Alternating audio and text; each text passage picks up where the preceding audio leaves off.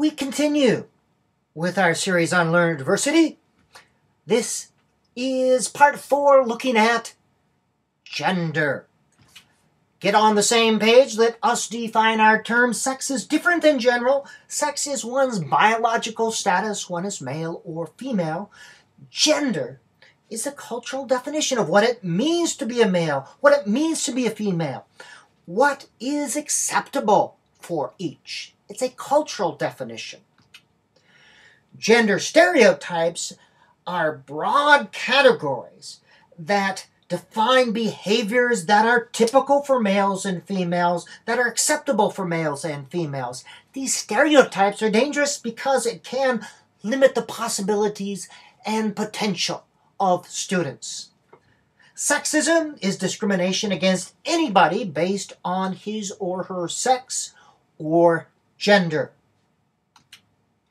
Title IX, very important, 1972. I remember when this came into being. Before 1972, if girls wanted to be involved in sports in high schools in a small rural community of Grantsburg, Wisconsin, of which I was from, they had two choices: cheerleading or the Girls Athletic Association, which essentially was intramural sports. That's it. 72 was landmark in opening up sports. And you do not realize, if you are younger than 50, the impact this had and what athletics, high school athletics, and college was like before this. Title IX provides for a gender-free access to all of these things, and I note this because it was most prominent in my mind, has had a significant impact in women's sports, where women's participation has increased dramatically. There are some inequalities still, but we have made tremendous progress.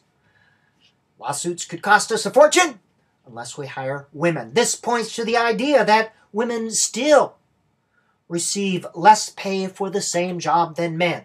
We're making progress, but we are not there. 9 things to consider to help create a gender-fair environment in your classroom. In instructional materials, we want to use both females and males as far as gender pronouns go. Include books that do not use exclusively gender pronouns. We want to as well in our instructional materials, but in our own language. Be aware of our language, especially the use of gender pronouns in every situation. It does send powerful, subtle, but powerful messages if your language is not gender neutral. If you say fireman instead of firefighter, newsman instead of news anchor, these send subtle yet powerful messages. Another thing, oh yes, one more back to you. As a president selects his cabinet members, as a president selects his or her cabinet members, all right? Gender neutral, be aware of that. In your room, do not physically organize the room so that students are separated by gender. If you have permanent room assignments, you want to have the genders mixed, boys and girls. As well, when you use cooperative learning activities or small groups, strive for gender mixed groups. One way I do this is select at random names on cards or popsicle sticks to create the groups. Sometimes you have all female groups, sometimes all male, mostly a mix. Sometimes the females are in the majority, sometimes the males are in the majority, and they get this sense of what it feels to be a majority and a minority. So, gender mixed. In the trade books that you use and other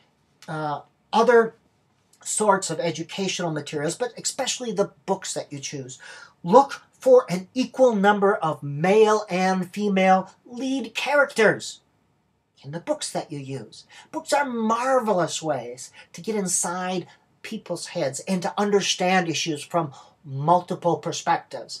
This becomes more important as you get into intermediate, middle school, and high school grades.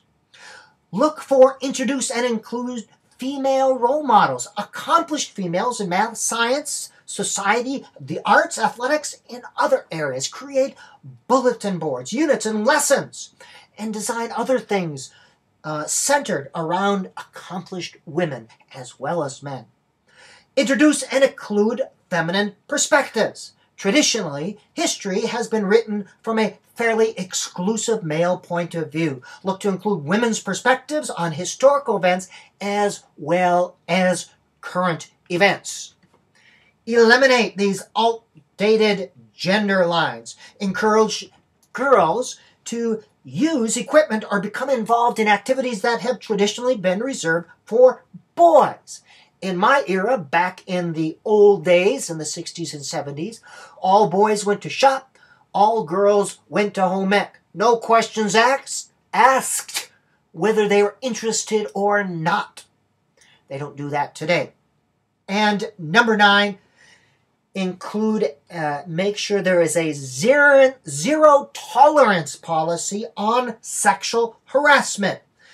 Most definitions of sexual harassment include unwanted touching, physical contact, and sexual advances, but also suggestive remarks, derogatory comments related to sex, or some sort of social or physical coercion for sexual favors. These are all under sexual harassment. This idea that it was just a joke and I was telling a joke and it's funny, that's not an excuse for forms of verbal sexual harassment or inappropriate remarks. Being funny or just a joke is not an excuse. Okay, this is the end of learner diversity, focusing on gender. You want to make sure that you create this environment that is safe and respectful for all students in your classroom.